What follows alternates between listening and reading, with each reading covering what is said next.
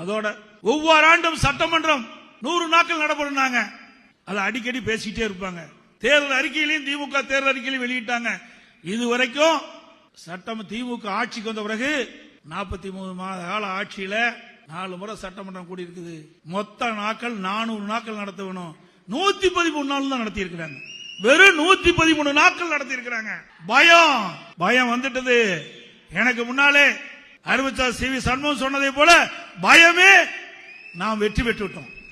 அவருக்கு எப்பொழுது பயம் வந்ததோ அப்பொழுது அதிமுக வெற்றி பெற்று விட்டது. ஒவ்வொரு ஆண்டும் மழைக்கால கூட்டத்தொடர் நடைபெறும். அது எல்லா ஆட்சியிலும் நடைபெறும். ஆனா இப்பொழுது டிசம்பர் மாசத்தில் நடந்து முடிஞ்சது. 2 நாள் நடத்தி முடிச்சிருக்கிறாங்க. 2 நாள்ல நடத்தி முடித்த வரலாறு படுத்ததும் திமுக அரசாங்கம் தான். அதுவும் 2 நாள்ல ஒரு நாள் தான்